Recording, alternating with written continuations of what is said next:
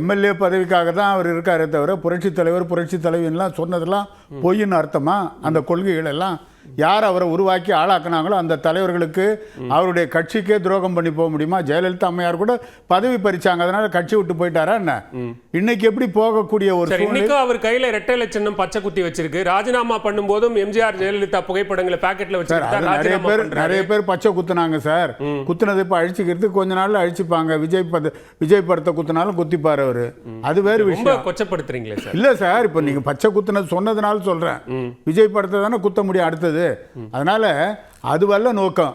யாரால் அரசியலில் தன்னை அங்கீகரித்து பச்சை குத்துறது பரவாயில்லன்னு நினைக்கிறேன். யார் குத்துனாங்க? முதல்ல யார் குத்துனாங்கன்ற வரலாறு பாருங்க தமிழ்நாட்டில். இல்ல நீங்களே பாருங்க. நீங்க தான் குத்துனீங்க. அதிமுக வரலாறு தான் பேசிட்டு இருக்கோம். நம்ம அதிமுக வரலாறு தான் பேசிட்டு இருக்கோம். நானும் அதிமுக வரலாறு தான் சார் சொல்றேன். பாருங்க, வருஷப்படுத்தி பாருங்க. குத்தப்பட்டவர் யாருன்னு பாருங்க. நான் யாரையுமே தனிப்பட்ட முறையில் என்னை பொறுத்தவரை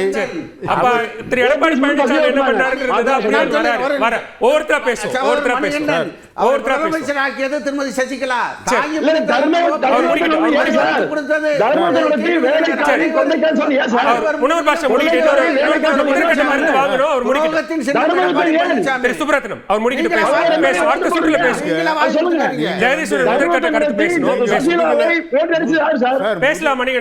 முதுகுல குத்துற சமாச்சாரத்தை பத்தி பேசுறது நான் வரல. பச்சை குத்துனதை சொன்னீங்க, அதுக்காக நான் சொன்ன பச்சை குத்திக்கலான்னு.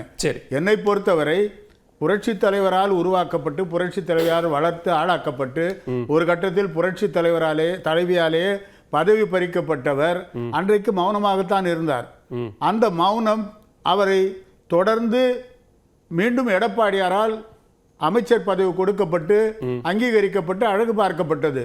அப்படி இருக்கின்ற சூழ்நிலையிலே திடீரென்று இவர் இப்படிப்பட்ட ஒரு நடவடிக்கையில் ஈடுபட்டு பிரிந்தவர்களை எல்லாம் சேர்க்க வேண்டும் என்று 6-7 பேர் போய் மந்திரிகள் முன்னாள் அமைச்சர்கள் பேசியதற்கு பிறகு அவர்களெல்லாம் எடப்பாடியார் சொன்னதை ஏற்றுக்கொண்டு அமைதியானதற்கு பிறகு இவர் மட்டும் அதை தூக்கி பிடித்து அதற்கான ஒரு முயற்சியில் ஈடுபடுவதாக சொன்னவர் கடைசி வரையில் அந்த முயற்சியிலாவது ஈடுபட்டிருக்கிறார். அதான் நான் சொல்றேன் சார். அவருக்கு ஒரு முன் அனுபவம் இருந்தது. அவங்க கடைசி ஓப்பா பார்த்த பாஜக அதற்கான உதவிகளை செய்யும்னு பார்த்த இடத்துல திரு டிடிவி தினகரன் என்டிஏவில் இருந்து அமமுகவை பிரிச்சு கொண்டு போயிட்டார். ஓ பன்னீர்செல்வம் பிரிஞ்சு போயிட்டாரு. இப்ப ஒருங்கிணைப்புக்கான சாத்தியமாக அவர் பார்த்த ஒரு லாஸ்ட் ஓப்பு பாஜக அவர்களும் கைவிரித்து விட்ட நிலையில வேற வாய்ப்பே இல்லைன்னு தானே அவர் தாவேக்கவை நோக்கி போயிருக்கிறாரு. பாஜக கைவிரித்தது என்று எப்படி சொல்ல முடியும்? பாஜக என்டிஏ கூட்டணியில தான் அவங்க இருந்தாங்க.